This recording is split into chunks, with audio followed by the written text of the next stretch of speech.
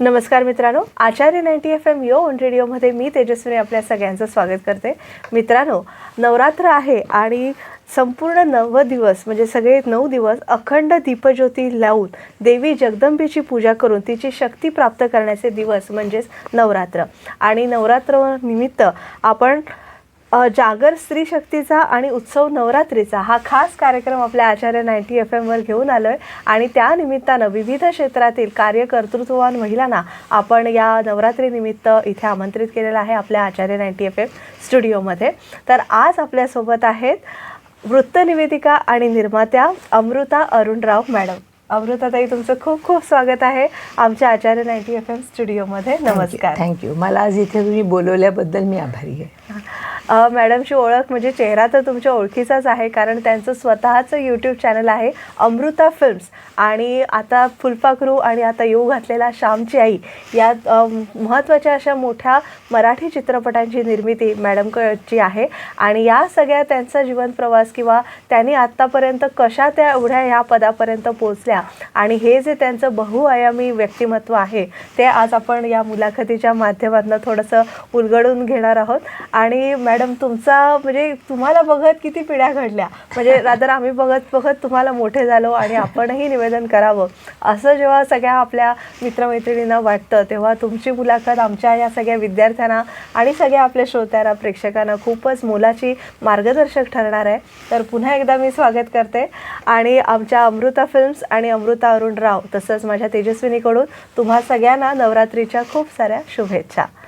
आणि आता कार्यक्रमाला सुरुवात करूया.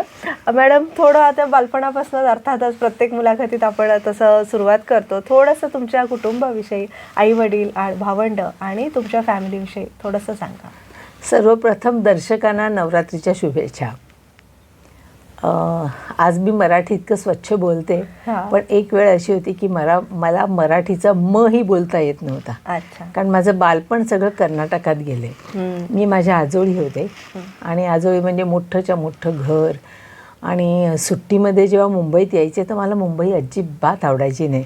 एवढंसं छोटंसं घर आणि इतके लोक राहत आहेत असं वाटायचं. आणि गावी कर्नाटकामध्ये मुलींसाठी कानडी शाळा होती आणि मुलांसाठी मराठी शाळा होती, इंग्रजी शाळा होती. आणि तिथे मराठी मीडियमला सुद्धा 8वी नंतर इंग्रजी शिकवलं जायचं. पण जेव्हा वडिलांना लक्षात आलं आमच्या की आमच्या सगळ्या भावंडांचं शिक्षणाचं जरासं दुर्लक्ष होत आहे, म्हणून त्यांनी आम्हाला सगळ्यांना मुंबईला आम्ही खूप रडलो कितीतरी दिवस. मी आणि माझी लहान बहीण आम्ही दोघी तिकडे होतो. आणि इथे आल्यानंतर सगळे आजूबाजूचे खूप चिडवायचे, कारण आम्ही जे मराठी बोलायचो घरी ते का ग काय करतेस आता, ये की इकडे जरा, अशा टोनमधलं मराठी होतं. आणि त्यातूनही आम्ही मालवणी बोलायचो. त्यामुळे मराठीचा काहीही आम्हाला गंध नव्हता. आणि इथे आल्यानंतर शाळेमध्ये सर्व चिडवायचे, शेजारी बाजारी चिडवायचे आम्हाला, आम्ही असं परकर पोलकं वगैरे घालून. आणि मग वडिलांनी आम्हाला पूर्ण चेंज केलं इथे आल्यानंतर. सगळ्यांचे केस पहिले कापून टाकले, बॉबकट केले, कपडे चेंज झाले, पण भाषा कशी येणार. मग त्याच्यासाठी ते स्वतः आमच्याकडून लिहून घ्यायचे, रोजच्या रोज ABCD लिहून घ्या. इंग्रजी वर्तमानपत्रातले कॉलमच्या कॉलम नुसतं कॉपी करा सांगायचे, लिहून काढा. पण आम्ही चिटिंग करायचो. एकदा लिहिलेलं पुन्हा वडिलांना तेच दाखवायचो. मला आठवते डेस्क आणि डेस्क हे मला किती दिवस बोलता यायचं नाही आणि खूप वडिलांचा ओरडा खायचं पूर्ण. वडील मग त्यानंतर काय करायला लागले की आम्ही लिहिलेलं असायचं तिथे सही करायचे किंवा काठ मारायचे की आम्ही तेच दाखवायचं ना, ती चोरी पकडली गेली. अशा तऱ्हेने आईने किंवा आणि माझी आई त्यावेळेच्या म्हणजे 7वीला फायनलची परीक्षा असं म्हणायचे ते, त्याला कर्नाटक स्टेटमधून पहिली आली होती. त्यामुळे अगदी 11वी पर्यंतचा अभ्यास आमची आई घ्यायची, मॅथ्स आणि सायन्स. त्याला ट्युशन वगैरे म्हणजे ढब्बू मुलं ट्युशनला जातात, हा एक प्रकार होता. वेळेस आता ट्युशन म्हणजे आईवडिलांना शिकवायला वेळ नसतो, त्यामुळे ते ट्युशनला घालतात. आणि शाळेतलेच शिक्षक शाळेत शिकवत नसतील तेवढं प्रायव्हेट ट्युशन घेऊन शिकवलं जातं. त्या तऱ्हेने अशा तऱ्हेने माझं ते बालपण गेलं. मग त्यानंतर कॉलेजमध्ये आल्यानंतर मग काय मी सायन्सला होते, हां त्यामुळे फारसा लँग्वेजचा प्रश्न येत नव्हता. हां ते मी मॅनेज केलं. हां. आणि मग कलेची आवड आपल्याला आहे किंवा आपण एक उत्कृष्ट वक्त्या होऊ शकतो किंवा मग दूरदर्शन, हे तुमच्या आयुष्यात कधी पदार्पण झालं? कलेची आवड म्हणजे मी एक आर्टिस्ट आहे. हां. माझं ड्रॉइंग, पेंटिंग मी अतिशय छान करते असं लहानपणापासून सगळे म्हणायचे. हां. पण ते वासरात लंगडी गाय शहाणी असं होतं, कारण सगळ्याच बहिणी आम्ही कुठल्या ना कुठल्या कलेत अच्छा. एक्सपर्ट होतो. बरं. आणि एकदा माझ्या मोठ्या बहिणीचं लग्न होतं, तर तिच्यासाठी ब्युटिशियनकडे गेलो होतो. हां. तर त्यावेळेला त्या जया म्हणून होती ती, अच्छा. तिने ब्राईडचा मेकअप आणि हेअरस्टाईल दाखवलं. दूरदर्शनवरती होतं. तिला मॉडेल हवं होतं. हां. तिने माझ्या ताईला विचारलं की तुझी बहीण येईल का? हां. तर म्हटलं हो येईल, ताईने सांगितलं. मग त्याच्यावर मी मॉडेल म्हणून त्या कार्यक्रमासाठी गेले आणि त्याला माझ्या बाजूला तबस्सुम बसलेली होती. वाव. तर तबस्सुमने जाऊन आमच्या डायरेक्टरना सांगितलं की एक खूबसूरत बहू आई है, आप देखो उसको, आप उसको ले लो. तर डायरेक्टर मेकअप रूममध्ये आले आणि माझ्याशी बोलले वगैरे. तोपर्यंत मला हे काय माहिती नव्हतं. तिने असं जाऊन हे सगळं नंतर कळलं. त्यांनी येऊन सांगितलं की असं आहे, तुम्ही ॲप्लिकेशन द्या. त्याप्रमाणे मी ॲप्लिकेशन वगैरे दिलं न्यूज रीडिंगसाठी. अच्छा. म्हणजे माझं सिलेक्शन झालं, पण झाल्यानंतर त्यांना लक्षात आलं की माझं ग्रॅज्युएशन झालेलं नाही. मग ते म्हणाले की नाही, तुमचं ग्रॅज्युएशन कम्प्लीट करा आणि मग या. त्याला मला वाटतं मी इंटरला वगैरे होते. बरं. पण एक सायन्सचं बॅकग्राऊंड आणि कलेची काहीच पार्श्वभूमी नाही. ॲब्सोल्युटली नाही. पण त्याच्यानंतर काय झालं की असं 2-3दा माझं निवड झाली माझी, परंतु मी काही दूरदर्शनमध्ये येऊ शकले नाही, काही ना काही कारणाने प्रत्येक वेळेला. मग माझं लग्न ठरलं होतं. तर त्यावेळेला सासरचे सगळ्यांना सांगायचे आमची सून टीव्हीवर येणार आहे, आमची सून टीव्हीवर येणार आहे. तर सगळ्यांना वाटायचे खरंच येणार आहे का? किती दिवस झाले, वर्षभर एकदा. पण तेव्हा कसं व्हायचं, वर्षातून एकीचं सिलेक्शन व्हायचं. म्हणजे 5-6 जणींचं व्हायचं, त्यांना ट्रायलची ड्युटी दिली जायची आणि मग त्यातून एकीची निवड व्हायची. तर त्याच्याप्रमाणे काही ना काही कारणाने राहून जात होतं. तर मग मी डायरेक्टरना जाऊन भेटले. माझ्याकडे सगळे माझे लेटर्स होती, प्रत्येक वेळेला कसं सिलेक्शन झालं आहे. तर मी नेऊन दाखवलं त्यांना. म्हटलं मला बोलवलं का जात नाही आहे? तर ते म्हणाले की ठीक आहे, आपण बघूया काय ते. मग त्यांनी विजया धुमाळे, सुहासिनी मुळगावकर यांना बोलवलं. कारण त्याला ऑडिशनमध्ये कसं व्हायचं, तुम्हाला नॉनस्टॉप एक विषय दिला जायचा आणि तुम्ही बोलायचं आणि मग हिंदी आणि इंग्लिशमधल्या अनाऊन्समेंट्स द्यायच्या, त्या वाचायच्या आणि प्रत्येकजण वेगवेगळ्या ठिकाणी बसलेलं असायचं आणि ते आउट ऑफ 10 काय मार्किंग करायचं. मग सगळ्याची टोटल होऊन कोण चांगलं त्यांना बोलवलं जायचं. तर म्हणजे तिचं तर 5-6 वेळा झालेलं आहे आणि तिला का नाही बोलवत तुम्ही? तर ते म्हणाले नाही, म्हणे तिचं मराठी बरोबर नाही आहे, ती बोलते. त्याच्यात असा कानडी टोन येतो, तिला असं छान मराठीचा अभ्यास. मग त्याच वेळेला मला जर कारण सांगितलं असतं तर मी आधी केलं असतं. मग काय करायला पाहिजे? तर त्याला त्या अशोक रानडेसारख्या माणसाकडे जाऊन त्यांना प्रॉपर हे करायला लागेल. मग मी अशोक रानडे त्यांच्याकडे जायचे बँडाला आणि मग जवळजवळ वर्षभर मराठी त्यांच्याकडे शिकले. मग त्यांनी संस्कृतचे उतारेच्या उतारे पाठ करून घेतले, नाटकाचं वाचन करून घेतलं, मग थोडंसं योगा करायला सांगितलं. आणि हा फरक, पुण्याच्या पुलावरून फटफटी पटापट पळाली, प आणि फचा उच्चार क्लिअर यायला पाहिजे, असे अनेक उदाहरणं आहेत. त्यामुळे मग माझं मराठी बरंच सुधारलं. वाचन मी खूप वाचायला लागले, पूर्वी मराठी वाचत नव्हते. इंग्रजी सुधारायचं म्हणून इंग्रजीचा अभ्यास करत होते, त्यामुळे नंतर मराठीचा अभ्यास सुरू केला. खूप वाचायचे आणि मग वाचनात काही चांगलं आलं की उतरवून ठेवायचे आणि ते मग माझ्या ह्याच्यात मी डेव्हलप करत गेलात. असं करता करता एक वेळ अशी आली की आमचे बॉस होते अरविंद मर्चंट म्हणून, साप्ताहिकी, आणि मी साप्ताहिकी सांगत होते तेव्हा. तर त्यांना कोणीतरी एकदा पुण्यात चालले होते, ते तेव्हा ट्रेनमध्ये भेटले. अहो, ते अमृताराव लेखिका आहेत का? तर म्हणले अजिबात नाही. मला असं, अमृता बघ, तुला आता असे कॉम्प्लिमेंट मिळायचे. एक वेळ होती की तिला मराठी बोलता येत नव्हतं आणि लोक आता असं विचारतात की तू लेखिका आहेस का? किती मोठी कॉम्प्लिमेंट आहे, नाही का? आणि दूरदर्शनचा विनोद मला सांगायला आवडेल. असं माझं बरेचदा सिलेक्शन झालं होतं, मी म्हटलं त्याप्रमाणे. मला एकदा आणि त्यावेळेला हे मोबाईल वगैरे असं काही नव्हतं आणि फोन वगैरे काय सगळ्यांच्या घरी आहेतच असं नव्हतं. तेव्हा लँडलाईन. हो, तर मला टेलिग्राम आला. त्यावेळेला टेलिग्राम वगैरे असे लेटर्स, इनलँड लेटर्स असायचे. टेलिग्राम आला आणि इमिजिएट येऊन भेटा म्हणून सांगितले. त्याच्याप्रमाणे मी पटकन गेले आणि भेटायला गेले त्यांना. तर मला जवळजवळ 1.5-2 तास बसवून ठेवलं त्यांनी. ते बसले होते समोर. अरविंद मर्चंट आमचे बॉस होते, ते बसले होते आणि मी बराच वेळ जरा चुळबुळ झाली की अजून मला सगळे लोक येत आहेत, त्यांचे ते कामं करतायत त्यांच्या रूममधून. मग म्हटलं सर मला येऊन बराच वेळ झाला, मला तुम्ही बोलवलं होतं. हो हो जरा थांबा बोलतो. असं करत अजून अर्धा-1 तास वेळ काढला आणि नंतर म्हणजे हां बोला काय म्हणताय. म्हटलं सर तुम्ही बोलवलं होतं म्हणून मी आले. हां तुमचा ॲड्रेस हवा होता. अरे बाप. आणि मी पण अगदी निरागस चेहऱ्याने काहीही दर्शवलं नाही, माझा ॲड्रेस त्यांना दिला आणि घरी येऊन साहेब विनोद तुम्ही टेलिग्राम मला कुठच्या ॲड्रेसवर केला होता. अच्छा. आणि इथे आल्यानंतर तुम्ही ॲड्रेस मागताय. पण काही बोलू शकत नव्हते ॲज अ डिरेक्टर. हा माझ्या आयुष्यातला फार मोठा जोक आहे. खूप तिथे जरा 1 वर्ष 2 वर्ष रुळल्यानंतर मी त्यांना म्हटलं तुम्ही मला असं असं केलं होतं, मला आठवते मी आल्यानंतर तुम्ही मला ॲड्रेस विचारलं, मग मला टेलिग्राम करून बोलवलं, ते कुठल्या ॲड्रेसवर टेलिग्राम केला, तो ॲड्रेस तुमच्याकडे होता याचा अर्थ. आणि ॲप्लिकेशन फॉर्मवर तर ॲड्रेस असतोच ना. ते म्हणजे नाही नाही आम्हाला असंच म्हणजे तुला बघावंसारखं वाटत होतं सगळ्या स्टाफला म्हणून म्हणे आम्ही तुला बोलावल्यासाठी असं की. आणि ते मुद्दाम लोक येऊन जात होते. अरे वा. पण कमाल आहे. आणि कसं तेव्हा दूरदर्शन हे एकच चॅनल होतं आणि त्याला एवढी प्रसिद्धी होती की एकच चॅनल होतं आणि आम्ही फक्त 6-7 न्यूज रीडर्स होतो. मी, भक्ती बर्वे, चारुशीला पटवर्धन, वासंती वर्तक, म्हणजे त्या काळातलं सांगते. नाही सगळ्याच देखण्या होत्या. आणि ब्लॅक अँड व्हाईट टीव्ही होता ना त्यावेळेचं, एकच चॅनल. आता काय आहे हजारो चॅनल झाले, प्रत्येक चॅनलवर हजारो. त्यामुळे आम्ही राज्य केलं असं मी म्हणेन. खरंच. स्मिता तळवकर, अनंत भावे, प्रदीप भेडे, म्हणजे त्या जमान्यातले आम्ही आहोत असं म्हणेन. आता खूप सगळ्यांची ओळख झाली आहेत, काही राहिले नाही आहेत.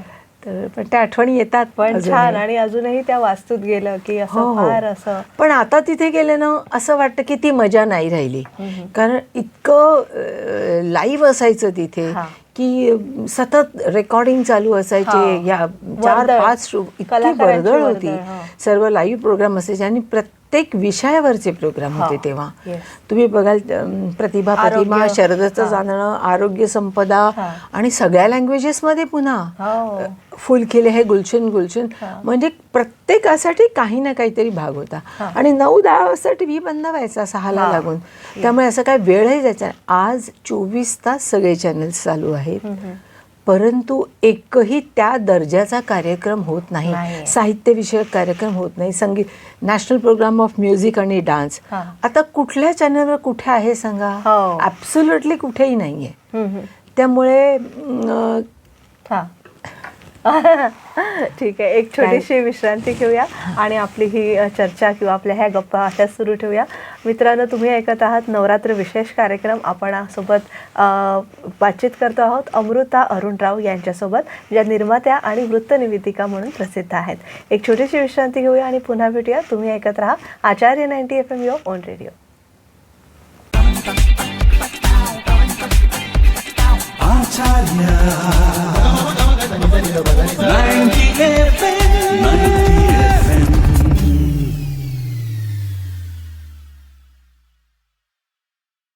विश्रांतीनंतर तुम्हा सगळ्यांचं पुन्हा एकदा स्वागत. तुम्ही ऐकत आहात आचार्य 90 FM आणि जागर स्त्री शक्तीचा उत्सव नवरात्रीचा या कार्यक्रमांतर्गत आपण वृत्तनिवेदिका आणि निर्माती अमृता अरुणराव यांच्याशी संवाद साधत आहोत. मॅडम, आता कॉलेजमध्ये तुम्ही BSc आणि MSc सायन्स फॅकल्टीतनं केलं आणि LLBचं सुद्धा शिक्षण तुम्ही घेतलं. म्हणजे हे दोन्ही वेगवेगळ्या फॅकल्टीज आहेत, तर ह्यामागे काय किस्सा आहे तो जरा आमच्या प्रेक्षकांना सांगावा. काय झालं, मी कॉलेजमध्ये असताना सायन्सला प्रॅक्टिकल करत असताना माझा संपूर्ण हात भाजला. त्या वर्षीपासून मायक्रो ॲनालिसिस एक टेस्ट सुरू झाली होती. म्हणजे concentrated hydrochloric acid, concentrated nitric acid आणि कॉन्सन्ट्रेटेड सल्फ्युरिक ॲसिड, ज्याच्यात सोनंही विरघळतं, ॲक्वारेजिया म्हणतात त्याला. ती टेस्ट सुरू होती आणि ती करत असताना कधीतरी बघा आपली कातर एकावर एक चढते किंवा सांडशे एकावर एक.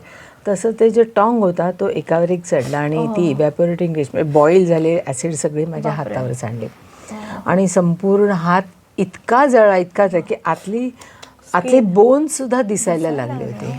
खूपच हे झालं होतं. मग त्यानंतर घरचे सगळे नाही तर मला PhD करायचं होतं, पण घरचे म्हणे नाही मुलगी खपवायची आहे, तो डाग पडला होता. त्यामुळे आई म्हणाली अजिबात सायन्स तू करायचंच नाही, शक्यच नाही.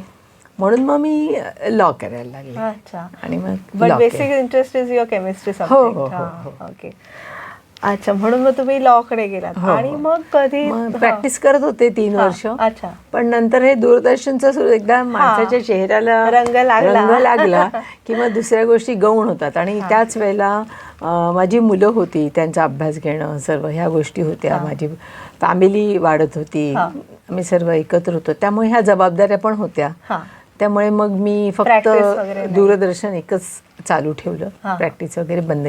प्लस माझी केमिकलची फॅक्टरी होती अमृता इंडस्ट्री म्हणून, ती चालवत होती. त्यामुळे इतक्या सगळ्या जबाबदाऱ्या कठीण जात होतं जरा, म्हणून मग मी ते कमी केलं आणि फक्त दूरदर्शनवरती कॉन्सन्ट्रेट केलं. पण एका चांगल्या स्त्री कायदे तज्ञांना आपण मुकलो असं म्हणूया. पण ठीक आहे, पण माझ्या त्या कायदे शिक्षणाचा मला उपयोग झाला दूरदर्शनमध्येच. कोर्टाची पायरी आणि कायदेविषयक सल्ला नावाचा एक कार्यक्रम होता आणि मग तो मी कॉम्पेअर करायला लागले. त्याचं कॉम्पेअरिंग जवळजवळ 6-7 वर्ष त्याचं कॉम्पेअरिंग मी केलं. परंतु अंतस्थ काही गोष्टींमुळे मग ते आणि कसं वेगवेगळे प्रोग्राम्स आपल्याला चेंज मिळतो आणि एक वेगवेगळ्या सगळ्या जॉनर्सला आपण हँडल करू शकतो. एक निवेदिकेचं ते एक हे होतं की सगळे आपल्याला जॉनर, सगळे सब्जेक्ट आपल्याला हँडल करायला मिळतात. आणि म्हणजे त्याला काय झालं की मग काही आमच्या बरोबरच्या MA विथ मराठी होत्या किंवा अजून दुसऱ्या क्षेत्रातल्या होत्या.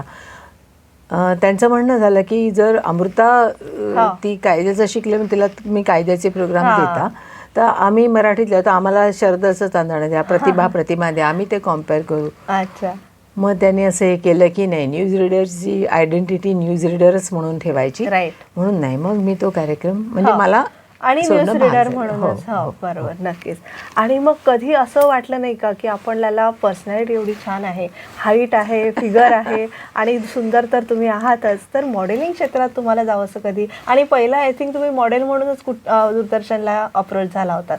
सो तसं मॉडेलिंग क्षेत्रात करिअर करावं असं कधी, किंवा डान्स किंवा दुसरं बरेच आहेत, सिंगिंग आहे किंवा पेंटिंगचं सुद्धा ॲज अ पेंटर म्हणून, असं कधी JJ स्कूल ऑफ आर्टला जावं, तिथे शिकावं, असं कधी वाटलं नव्हतं? नाही, मला सगळ्या कला आवडतात, त्या मी शिकते. एकदा शिकून झालं की मग मी काय पुन्हा त्याच्यातून काही करायला गेले नाही. मग नवीन काय शिकायचंय मला ते करत होते. आता मॉडेलिंगचं म्हणशील तर दूरदर्शनमध्ये असताना मला अनेक सिनेमासाठी ऑफर आल्या होत्या, मराठी, हिंदी. पण त्यावेळेला मला असं काही खूप पैसे हवेत, हे हवंय, ते हवंय, गाडी घ्यायची आहे असं वाटत नव्हतं. कारण जे काय होतं त्याच्यात मी संतुष्ट होते. त्यामुळे पैशाची गरज जर मला भागली नसती तर मे बी मी कदाचित केलं असतं एखाद्या सिनेमात काम, नाटकात काम. पण ती मला अशी काही गरज वाटली नाही. मी माझ्या फॅमिली लाईफमध्ये खूप हॅपी होते. त्यामुळे मला असं वाटले नाही की आपल्याला पैसा हवेत, मोठा फ्लॅट घ्यायचा आहे, मोठ्या गाड्या घ्यायच्या आहेत. आणि नेम फ्रेम, आता जशी मुलं आजची पिढी जी नेम फ्रेमसाठी क्रेझी असतात, तर क्रेझीच असतात ती, म्हणजे त्यांना क्षणात यश हवं असतं आणि यशाचा मार्ग तेवढा सोपा नाहीये. आणि तो एक व्यक्ती म्हणून एस्टॅब्लिश व्हायला आणि जे हर तऱ्हेने प्रकार चालतात आपल्या इंडस्ट्रीमध्ये, तर तेवढं ते सोपं नाही आणि तसे मार्ग आपण अवलंबून नाही. आणि आय वॉज हॅपी जे काय मला मिळत होतं त्याच्यावर. म्हणजे असं कुठलीच इच्छा राहिली नव्हती की मला हे करायचंय, मला हे हवंय, मला ते घ्यायचंय. तर छान, म्हणजे फायनान्शियल कंडिशन पण आमची चांगली होती. सुरुवातीचे काळ थोडासा कठीण गेला, पण नंतर सगळं छान झालं होतं. त्यामुळे काही गरज वाटली नाही म्हणून मी केलं नाही. मे बी मला जर गरज वाटली असती तर मी केलंही असतं, किंवा कुठल्याही क्षेत्रात, विशेषतः ह्या मीडियामध्ये गेल्यानंतर असं वाटतं की. आणि अजून एक गंमत सांगते, मी ज्या क्षेत्रात जाते ना तिथे मला टॉपलाच जायला आवडतं, असं आधीमध्ये नाही आवडत. मग जर मी चित्रपट किंवा या क्षेत्रात गेले असते तर मला वाटलं तर ठीक आहे ना, कॉम्पिटिशन असते ना माझ्या बरोबरची, अरे तिने एवढं कमवलंय मग मला का नाही मिळते, मग मी ठीक आहे ना अजून थोडंसं करेन, अजून मग आपलीच अधोगती होईल असं मला वाटायचं त्यावेळेला. आणि माझे वडील एकच वाक्य मला म्हणाले होते की तुला जर सिनेमातच जायचं होतं किंवा तुला नाटकातच कामं करायची, तर तू एवढं शिक्षण का घेतलंस?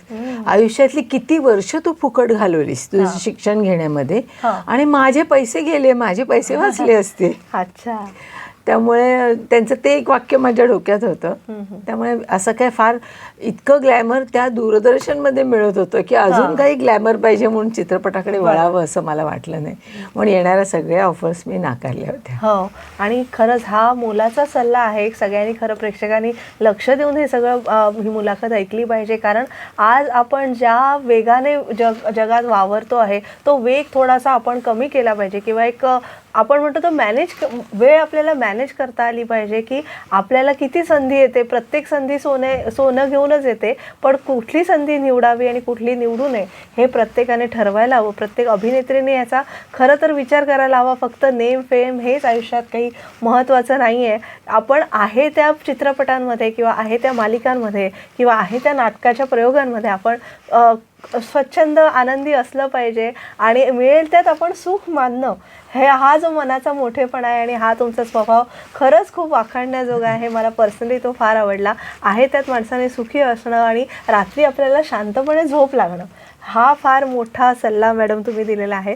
आता ह्या क्षेत्रातच तुम्ही होतात, तुम्ही जसं म्हणालात अभिनेत्री म्हणून किंवा मॉडेलिंगच्या क्षेत्रात, ॲडव्हर्टायझिंग क्षेत्रात तुम्हाला ऑफर्स येत होत्या, पण हा सगळा जवळून तुम्ही सगळ्या मीडियामध्ये वावरत असताना स्वतः निर्मिती क्षेत्राकडे, म्हणजे एक स्वतःच निर्मिती, आय थिंक मला अरुण सरांनी तुम्हाला हा सल्ला दिला असं वाटतंय की तू स्वतःच निर्माती का होत नाही, असं ते कधी तुम्हाला कधी वाटलं की आपणच आता स्वतःचं प्रोडक्शन हाऊस करावं? असं काय झालं, जेव्हा मी 79 पासून न्यूज वाचत होते, ब्लॅक अँड व्हाईट TV होता त्यावेळेला, ते 2004 पर्यंत वाचल्या, आणि नंतर 40 आली. अच्छा. म्हणजे मला त्या टेलिप्रॉम्प्टरमध्ये लिहिलेलं नीट दिसायचं नाही.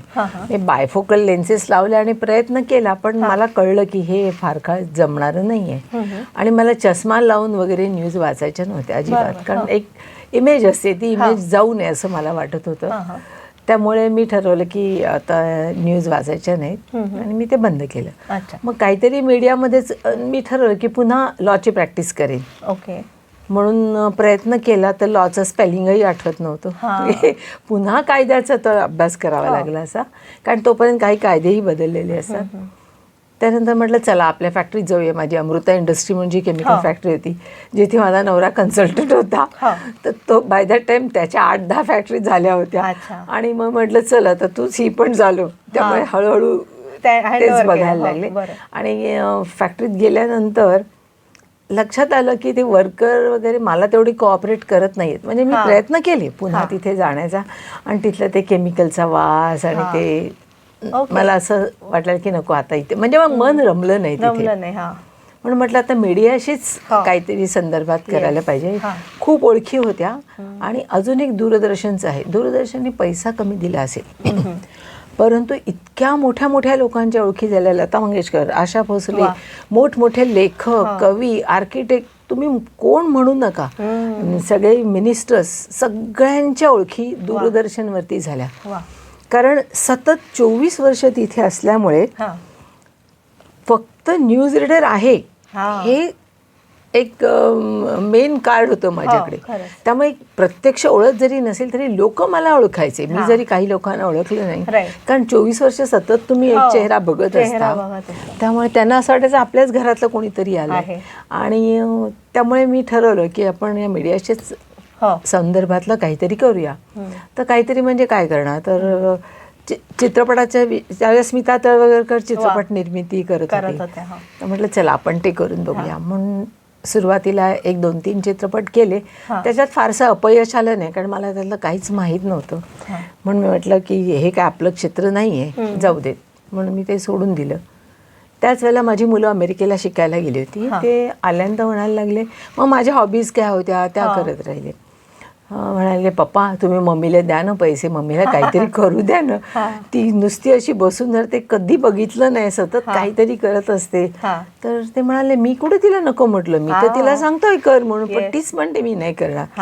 आणि मला असं वाटायचं की जे काय अपयश आलं, खूप पैसे म्हणजे लॉस होते, प्रॉफिट सोडा घातलेले सुद्धा निघत नव्हते. तर खूप लोकांनी फसवलं त्या ह्याच्यामध्ये.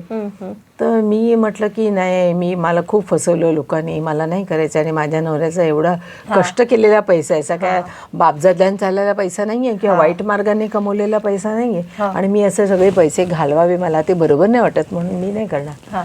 तर त्याच्यावरती माझ्या मिस्टरांनी मला एकच सांगितलं की तुला नुकसान झालं किंवा तुला लोकांनी फसवलं ही अत्यंत चुकीची बाब आहे. हे तुझं अज्ञान होतं म्हणून तू फसलीस. तू जर या क्षेत्रात जाण्यापूर्वी थोडासा अभ्यास केला असता, थोडंसं कळलं असतं तुला की हे असं नाही बाबा, हा आर्टिस्ट एवढे नाही एवढेच घेतो, याची लायकी एवढीच आहे, तू का त्याला त्याच्यापेक्षा जास्त दिले. किंवा कोणी माझ्याकडून चेक, मधला जो मिडल मॅन असतो त्याने माझ्याकडून 5 लाख म्हणून चेक घ्यायचा आणि त्या व्यक्तीकडून 3 लाख परत घ्यायचे. हे जे व्यवहार झाले हे मला नंतर कळले, त्या व्यक्तींकडूनच कळले. तर हे असंच चालतं बाहेरच्या जगामध्ये. हे तुला माहित नव्हतं, हे तुझं अज्ञान होतं. ह्याची मला त्याने जाणीव करून दिली आणि मला ते पटलं. मग मी त्यानंतर फिल्म मेकिंगसाठी जर ह्याच्यातच यायचं आहे तर ह्या क्षेत्राचं नॉलेज असणं गरज आहे. म्हणून प्रत्येक छोटे छोटे कोर्स केले, एडिटिंग, डबिंग, सगळे डिरेक्शन, स्क्रिप्ट रायटिंग, सगळे छोटे छोटे, की बेसिक मला कळू दे हे म्हणजे काय. हे नुसतं पैसे घालून आणि शूटिंग चाललंय तिथे खुर्चीवर जाऊन बसून होणार नाही. तर त्याच्यासाठी बेसिक ह्या सगळ्या गोष्टी माहिती पाहिजे, व्यवहाराच्या गोष्टी माहिती कळल्या पाहिजे. किंवा सिनेमा रिलीज करणं म्हणजे काय, चित्रपट बनवणं फार सोपं आहे, परंतु लोकांपर्यंत पोचवणं खूप कठीण आहे. तर त्यामुळे मी ते सगळं आधी छोटे छोटे शिकून घेतलं. मग त्यानंतर मी काय शिकले हे बघण्यासाठी एक सिनेमा केला. आणि त्या सिनेमात मला प्रॉफिट नाही झाला, पण मी जेवढे घातले तेवढे मला मिळाले. तेव्हा मला समजलं की मग काय गणित आहे, काय गणित आहे. मग त्यावेळेला मी तो पहिला सिनेमा केला होता आणि तिथे करताना त्या डिरेक्टरना मी सांगितलं, तुम्ही कोणालाही मी निर्मिती, माझे पैसे काही कळता का माने, मी सगळी कामं तिथे करणार. कधी तुम्ही मला झाडू मारायला सांगा, मी तिथे सेटवरती झाडू मार, पण तुम्ही कोणाला सांगायचंही नाही की या निर्माते आहेत म्हणून.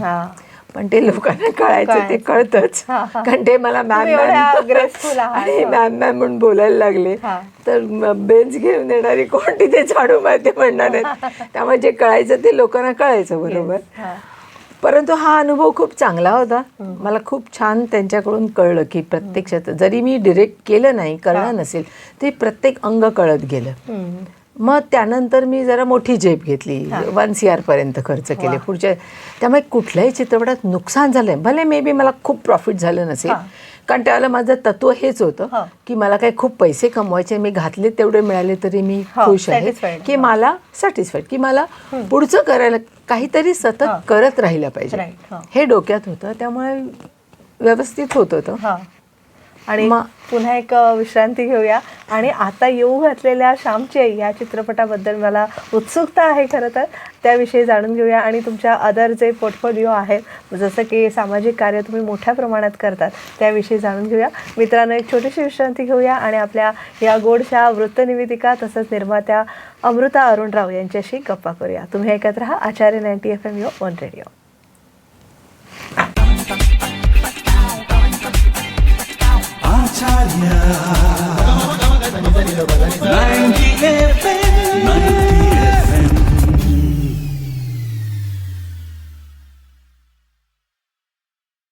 विश्रांतीनंतर तुम्हा सगळ्यांचं पुन्हा एकदा स्वागत. तुम्ही ऐकत आहात आचार्य 90 FM ऑन रेडिओ. आणि आज आपण नवरात्रोत्सवानिमित्त अमृता अरुणराव यांच्याशी, ज्या वृत्तनिवेदिका आणि निर्मात्या म्हणून काम पाहतात, त्यांच्याशी बातचीत करत आहोत. अमृताताई, आता मला म्हणजे फुलराणी आणि आता येऊ घातलेला श्यामची आई या चित्रपटांकडे वळायचं आहे.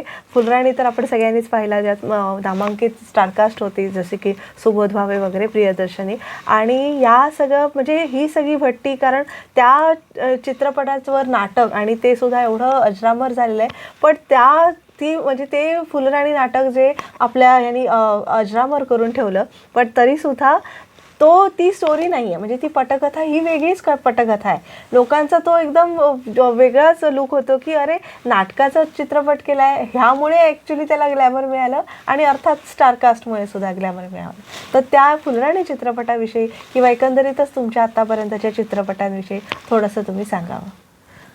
पहिल्यांदा आधीच्या चित्रपटांविषयी सांगते. ओके. मी जे चित्रपट केले त्याच्यात प्रत्येक वेळेला एखादा सामाजिक विषय घेतला. हां. अच्छा. म्हणजे हुंडाबळी, हंबरडा नावाचा सिनेमा होता, तो ओके. हुंडाबळीवरती होता. हां हां. त्यानंतर विळखा नावाचा चित्रपट होता, हां. जे नशेच्या आधारी जात आहेत, बरं. त्या तो विषय होता. आरोही गोष्ट तिघांची नावाचा एक चित्रपट केला. ओके. हां. त्यामध्ये रियालिटी शोमध्ये लहान मुलांना कसं एक्सप्लॉइट केलं जातं तो अच्छा. विषय होता. वा वा. आणि मुलांपेक्षा त्यांच्या आईवडिलांना त्या मुलांना 2 मिनिटं टी व्हीवर दाखवावं असं वाटत असं. हां. त्याच्यात म्हणजे 2-3 वर्षाची मुलगी बीडी जलायल्यावर डान्स करते, एवढा स्कर्ट आणि एवढासा ब्लाऊज घालून, एक फडकं बांधून. हां. आणि लोक दुसऱ्या दिवशी सुद्धा त्याची चर्चा चाललेली असे, काय ती सुंदर नाचली. मला असं वाटायचं की लहान मुलांनी मुलांसारखंच राहावं. त्यांचा निरागसपणा येताना सुरुवातीला ते इतके छान निरागस असतात, पण जसजशा पुढच्या राऊंड होतात एवढ्या एवढ्याशा मुली आर्टिफिशियल कपडे घालून, खूप सारे लिपस्टिक लावून, केसाचे हेअरस्टाईल करून येतात. ते बघवत नाही. जो सुरुवातीचा त्यांचा निरागसपणा असतो, तो जपला पाहिजे. असं मला वाटतं की तो जपला पाहिजे त्या विषयावर. आणि मुलांनी आनंद घेऊ दे किंवा त्यांच्या वयाची गाणी गाऊ देत, त्यांच्या वयाला योग्य ते त्यांनी नृत्य करावं. अशा गाण्यांवर जर लहान मुलं नाच करायला लागली तर कसं होईल. तो एक होता. त्यानंतर वादळ वारं सुटलं नावाचा चित्रपट होता. अच्छा. मुलाचं म्हणजे जे आजकाल DNA करून जर मुलीचा गर्भ असेल तर तो गर्भपात केला जातो, गर्भपात केला जातो, तर तो विषय होता. असे वेगवेगळे विषय मी हाताळले. त्यानंतर फुलराणी आता हा केला तो.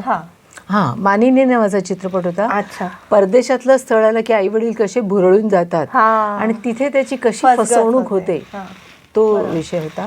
त्यामुळे प्रत्येक वेळेला काहीतरी चित्रपट हे माध्यम असं आहे, खूप प्रखर माध्यम आहे की त्यातून जर एखादा छोटासा मेसेज करमणुकीबरोबर झाला असं व्हावं असं मला वाटायचं. त्यामुळे माझे सर्व चित्रपट काहीतरी मेसेज देणारे होते. त्यानंतर मी हा फुलराणी चित्रपट केला जो थोडासा हलका फुलका असेल म्हणून.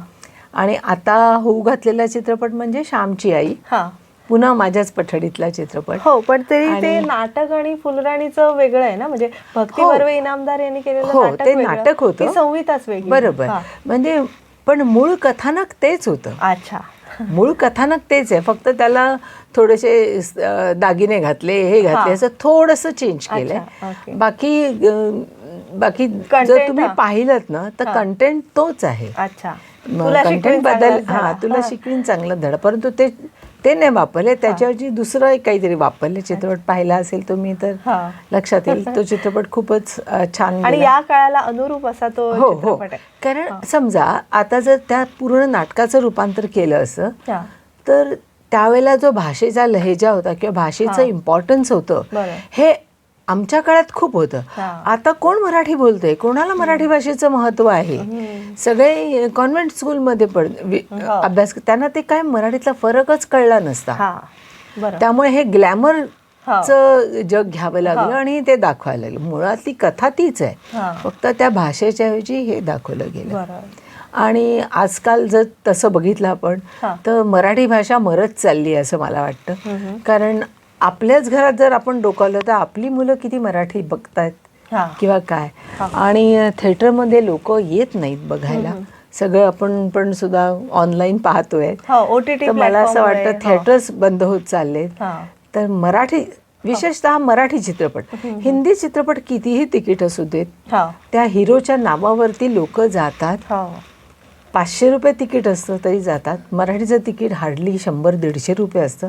परंतु आपले मराठी लोक कोणीही मराठी चित्रपटाला मुद्दा जाऊ दे, येईल 4-5 महिन्यात तेव्हा बघूया असं म्हणतात. तर ही एक वृत्ती आहे. तर मला सगळ्यांना प्लीज प्लीज प्लीज सगळ्यांना सांगायचं आहे, आपल्याला आपली मराठी भाषा जिवंत ठेवायची आहे तर तुम्ही हे चित्रपट थिएटरमध्ये जाऊन बघा, म्हणजे आपली मराठी जिवंत राहील. नाही तर हळूहळू सगळीकडे इंग्रजाळ होत चालली आहे ती भाषा, किंवा हिंदीमध्ये बोलतात. एक दुसरे मराठी लोक सुद्धा समोर भेटले तर इंग्लिशमध्ये बोलतात. तर मला असं वाटतं ही सुधारणा आपल्यात पण थोडी व्हायला हवी. आणि संहिता चांगली असेल तर गोदावरी सारखा चित्रपट, आणि आता बाई पण भारी देवा, म्हणजे फारच छान, चांगलं त्याला यश मिळालं. तर असे चित्रपट जर संहिता चांगली असेल, कलाकार चांगले असतील, इव्हन पावनखिंड असे आताचे अष्टक आहे ते पण खूप सुंदर आहे. किती छान चित्रपट. आता श्यामच्या विषयी सांगते. श्यामची आई पण म्हणजे माझं स्वप्न होतं. श्यामची आई खूपच छान झालेलं आहे. सुजय डहाके ज्याला सुवर्ण कमळ मिळालंय, अच्छा, त्याच्या शाळा या त्याच्या पहिल्या चित्रपटासाठी त्याने डिरेक्शन केलेलं या चित्रपटाचं. आणि सगळे कलाकारांनी उत्तम कामं केली. ब्लॅक अँड व्हाईटमध्ये हा चित्रपट केला आहे. टेक्निकली तर अतिशय सुंदर आहे, कारण सगळ्या लेन्सेसपासून त्यासाठी आम्ही लंडनवरून मागवले होते की शूटिंग जिथे साने गुरुजींचं बालपण आणि जिथे त्यांचं आयुष्य गेलं तिकडे कोकणातच आम्ही तिथे जाऊन शूट केले. असं जुनं 150-200 वर्षापूर्वीचं घर घेऊन, म्हणजे तुम्हाला त्या काळात आपण जाणार गेल्यासारखं वाटतं. त्या पिरियडिक फिल्म आहे ती, त्यामुळे त्या काळातच तुम्ही जाणार आहात. तर नक्की हा चित्रपट येतोय, तुम्ही सगळ्यांनी बघा. आणि एक संस्कारशील असा चित्रपट आहे, कारण ते पुस्तकच एवढं प्रत्येक म्हणजे मोठ्या पिढीने लहान मुलांना दाखवण्यासारखं की बघा आई काय असते, तिने काय काय केले ते बघण्यासाठी. आणि मोठ्यांसाठी हा की आपल्याला त्या काळात घेऊन जातात. कारण आम्हाला आठवते छोटा जवान हा आणि श्यामची आई हे सर्व शाळेने दाखवले होते चित्रपट. अच्छा, तर त्यामुळे प्रत्येकाने एकत्र फॅमिलीत बसून बघण्यासारखे चित्रपट आता कुठे होत आहेत. अगदी बोटावर मोजण्यासारखे असतात की सगळ्यांनी एकत्र बघायला जावं. कारण आजकाल भांडणं, हिंसा, इतकं मारामाऱ्या, काय सासू सुनेंची भांडणं, बायकांची भांडणं, जावांची भांडणं, ह्याच्या व्यतिरिक्त काहीच नाही असं. त्यामुळे लोकांना असं वाटतं हे असंच असतं, जॉईंट फॅमिली म्हणजे हे असंच असतं. आणि रादर ते बघून घरात आता माझ्या घरात माझी 2 मुलं आहेत, 2 सुना आहेत, 2 नातवंड आहेत. आम्ही सगळे गुण्यागोविंदाने राहतो. त्यामुळे जॉईंट फॅमिली म्हणजे भांडणं हे जे काय तत्व निर्माण केलेलं आहे या सगळ्या चॅनलनी सगळ्या सिरियल्स दाखवून, तर लोकांना असं वाटतं नको बाबा सेपरेट राहूया, हे एक आहे. तर मला असं वाटतं की त्याच्यात पण थोडा बदल व्हायला हवा. खरंच खूप छान. आता मला तुमच्या सामाजिक कार्याविषयी जाणून घ्यायला आवडेल. ह्या सगळ्या वेगवेगळ्या व्यवधानं सांभाळत असताना तुम्ही सामाजिक कार्य देखील मोठ्या प्रमाणात करतात आणि त्याचं लोकांना माहिती व्हावं की तुम्ही कशा प्रकारे सामाजिक कार्य करता. कारण मला माहिती आहे की तुम्ही याचा उल्लेख जाहीररित्या करत नाही, पण मी तुम्हाला विनंती करेन की थोडंसं तुम्ही, कारण हे वेगळं कार्य तुम्ही करताय आणि ते आपल्या महिलांना किंवा आपल्या श्रोत्यांना समजलंच पाहिजे. आधी तर मी जिथे राहत होते तिथे आजूबाजूला काही अशी गरीब वस्ती होती. त्या मुलांना मी शिकवत होते, कारण मी माझ्या मुलांना पण ट्युशन्स मी देत होते, शिकवत होते. का बाहेर मला पॉकेट मनी हवा आहे म्हणून मी कॉलेजमध्ये असल्यापासून ट्युशन्स द्यायचे. ते BSc होईपर्यंत मी त्यांना ट्युशन देत होते, तिथपर्यंत त्याच्या मॅथ्स सायन्स शिकवायचे. त्यानंतर मग हळूहळू माझे पण बॅक वाढले आणि ते ट्युशन देणं बंद केलं. म्हणजे फ्रीमध्ये पण शिकवत होते त्या मुलांना. आणि मग आता मी जळीत स्त्रिया ज्यांना हुंड्यासाठी किंवा नवऱ्याचं दुसऱ्या कोणाशी तरी संबंध आहेत म्हणून त्या बायकांना जाळलं जातं, त्या बायकांसाठी काम करते. त्यांना जॉब मिळवून देते. कारण त्या बायका इतका कुरूप होतात नंतर की घरचे लोकही त्यांना घेऊन जात नाहीत. सुरुवातीला सांगतात, ॲडमिट करतात, आम्ही तुला घेऊन जाऊ नको, आमचं नाव सांगू नको असं त्यांना. आपण प्रत्यक्ष बरे झाल्यानंतर कोणी तर त्यांना हॉस्पिटलमधून घेऊन जायला सुद्धा येत नाहीत. अशा वेळेला मग ते इतक्या कुरूप झालेले असतात. मग त्यांच्यापुढे 2च पर्याय असतात, एक म्हणजे वेश्या व्यवसाय किंवा मग सुसाईड करणं. इतकं त्यांची खराब परिस्थिती असते. मग त्यांना आम्ही हेल्प करते, त्यांना जॉब मिळवून देते, त्यांचं काउन्सिलिंग करतो आम्ही. आणि हा आमचा एक निर्मल वेलफेअर म्हणून आमचा ट्रस्ट आहे. आणि फक्त तो मी, माझे मिस्टर, माझ्या 5 नंदा आणि माझ्या बहिणी आणि भाऊ, असेच फक्त आमच्या घरचे मेंबर आहेत. ज्यांना जितके द्यायचे त्यांनी द्या, कोणालाही बंधन नाही. बाहेरचा म्हणजे आमचा फक्त एक CA आहे की जो सगळं ते अकाउंट्स ठेवतो हिशोब करण्यासाठी. म्हणजे त्याने काही फारसे पैसे घातले नाहीत, पण आम्ही सगळ्यांनी असं करून मेजर पोर्शन माझा आणि माझ्या मिस्टरांचा आहे, आम्ही तो चालवतो. आणि बाहेरून एकही रुपया घेत नाही. त्यांच्या मुलांना शाळेच्या फीज देतो, प्रोटीन फूड देतो त्या पेशंटला. इतकं होतं, नाही तर त्या मुलांची शाळा सुटते. आई घरात नाही म्हटल्यानंतर शाळेत सोडणार कोण, आणणार कोण. मग प्रसंगी आमच्या स्टाफला आम्ही सांगतो की त्यांना तुम्ही शाळेत सोडा, आणा. पुस्तकं वह्या त्यांना देतो. एक छोटीशी मदत, खारुताईचा वाटा. कारण बेसिकली मी सोशल वर्कर नाहीये हा. किंवा सोशल वर्क करणं हे माझ्यात नाहीये, पण एक छोटासा जाता भाग जाता म्हणून तुम्ही एक मदतीचा हात तुम्ही पूर्वी काय व्हायचं की गणेशोत्सव आहे तर आमच्यातर्फे सिनेमा दाखवा, नाटक दाखवा किंवा काही फंक्शन फनफेअर असतात तिथे स्पॉन्सरशिप द्या, मॅगझिनमध्ये द्या. आता आम्ही कुठेही 1 रुपया देत नाहीत, जे काय आहे ते आमच्या वेलफेअर ह्याला देतो. नक्कीच. अशाच आपल्या गप्पा सुरू ठेवूया. पुन्हा एकदा एक छोटीशी विश्रांती घेऊया. तुम्ही ऐकत राहा आचार्य 90 FM युअर ओन रेडिओ. आपण संवाद साधत आहोत वृत्तनिवेदिका आणि निर्मात्या अमृता अरुणराव यांच्याशी.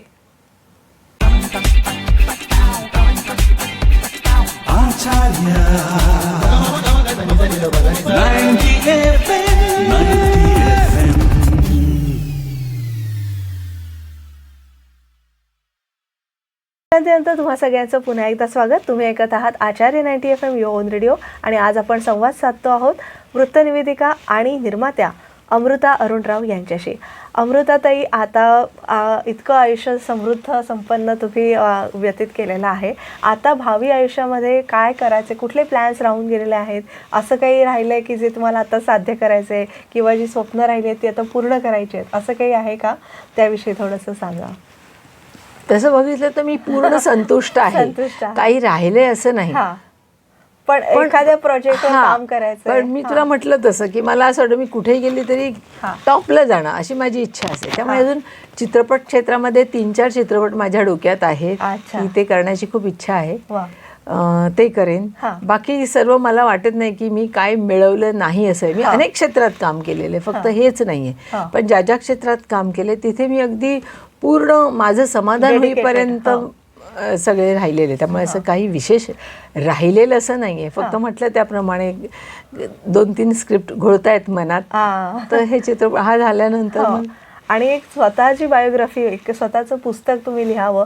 कारण तुमचं हे सगळा जो जीवन प्रवास आहे तो अनेकांना, निवेदिकांना म्हणा किंवा या क्षेत्रात येऊ इच्छिणाऱ्यांना फार प्रेरणादायी, एक स्फूर्तिदायक असा राहील. तेव्हा पुस्तकाचं एक प्रकाशन नक्की तुम्ही करावं अशी मी तुम्हाला विनंती करेन. आणि आता जो तुमचं यूट्यूब चॅनल आहे अमृता फिल्म्स, हा फारच फेमस आहे. बरेच सेलिब्रिटीज म्हणजे या क्षेत्राशी निगडीत किंवा इतर क्षेत्राशी निगडीत लोकंसुद्धा तुमच्या या यूट्यूब चॅनलवर अवश्य येतात. आणि सुंदरसं तुमच्या घरामध्ये छान त्याचं शूटिंग होतं आणि एक छान मुलाखत घेण्याचा हातखंडाच आहे तुमचा. तर त्याविषयी थोडंसं सांगा. आणि मीही सगळ्यांना विनंती करेन की अमृता फिल्म्सला तुम्ही जास्तीत जास्त प्रमाणात लाईक, शेअर आणि सबस्क्राईब करावं. अमृताताई, तुमच्या अमृता फिल्म्सबद्दल थोडंसं. त्याचं हे यूट्यूब चॅनल काढण्यामागे कारण होतं. कारण लोक मला, आता मी फिल्म प्रोड्युसर आहे पण लोक आजही मला ओळखतात ते न्यूज रीडर म्हणून, न्यूज अँकर म्हणून. तर मला असं वाटलं की थोडीशी माझी ओळख ही व्हावी. आणि येणारे चित्रपट म्हणजे त्यावेळेला फुलराणी आणि श्यामचे हे 2 मोठे चित्रपट येत होते. त्या सिनेमाची पब्लिसिटी आणि मार्केटिंग करावं म्हणून त्या सिनेमाच्या रिलीजच्या आधी 4-5 महिने मी हे चॅनल सुरू केलं. आणि त्यावेळेला माझ्या की जेणेकरून प्रत्येक येणाऱ्या गेस्टच्या तोंडून श्यामची आई, फुलराणी याच्याविषयी माहिती यावी आणि समजावं की मी त्याची निर्माती आहे आणि हा चित्रपट सगळ्यांनी बघावा असं आवाहन करावं. हा दृष्टिकोन ठेवून मी ते यूट्यूब चॅनल सुरू केलं. परंतु त्याला इतका छान रिस्पॉन्स मिळायला लागला तर मला नाही तू अजून घे. म्हणलं नाही, आता झालंय, मी बंद करते. 2 सिनेमा होत आले, सगळं सांगून झालंय, आता नवीन काय सांगणार. तर अजिबात नाही. तू काही जण तर आमचा इंटरव्ह्यू घे ना तुझ्या चॅनलला, आमचा घे ना, आम्हाला बोलव ना, असं स्वतःहून सांगायला लागले. आणि हो, सगळे ओळखीचेच होते. आत्तापर्यंत असं झालं नाही की मी एखाद्या व्यक्तीला फोन केला, तू ये, मी तुझा इंटरव्ह्यू घेणार. इंटरव्ह्यू म्हणजे गप्पा टप्पा असं मी म्हणते, गप्पा, इंटरव्ह्यू नाही. कारण सगळं घरात आरामात चाललेलं असतं, चहा पिताय, जेवताय, ते सगळं चाललेलं असतं आणि इंटरव्ह्यू चाललेले असतात. ते वेगळं स्वरूप खूप आवडायला लागलं सगळ्यांना. आणि सगळ्यांचे फोन यायला लागले की नाही, अजिबात तू बंद करू नको, तुला हे चालूच ठेवायला पाहिजे, आम्ही इतकं एन्जॉय करतोय, खूप छान आहे, तू सुरू कर. त्यामुळे मग मी हे यूट्यूब चॅनल सुरू ठेवलं आणि लोकांना आवडतंय ते तुम्ही सुद्धा आवर्जून बघा. वेगळेपणा तुम्हाला नक्कीच जाणवेल. आणि सबस्क्राईब करा. अमृता फिल्म्स म्हणून दर शुक्रवारी मी एक इंटरव्ह्यू टाकते. आणि तो खरंच वेगवेगळ्या क्षेत्रातल्या मान्यवर व्यक्तींचे मॅडम मुलाखती घेत असतात, तेव्हा तो नक्कीच अभ्यासपूर्ण असं ते सगळी मुलाखत असते. तर अमृता फिल्म्स नक्कीच लाईक, शेअर आणि सबस्क्राईब करा. तसंच श्यामची आई लवकरच रिलीज होणार आहे, तो सुद्धा सगळ्यांनी चित्रपटगृहात जाऊन म्हणजे थिएटरमध्ये जाऊन पाहावा, असं या नोटवर मी मुलाखतीची सांगता करते.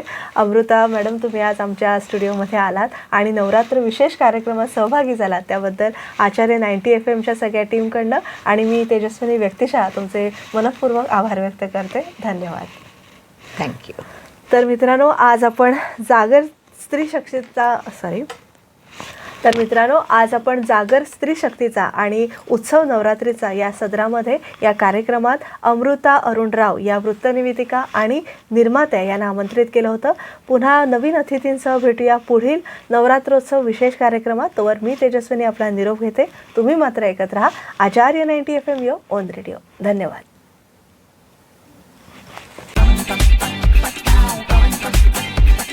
आचार्य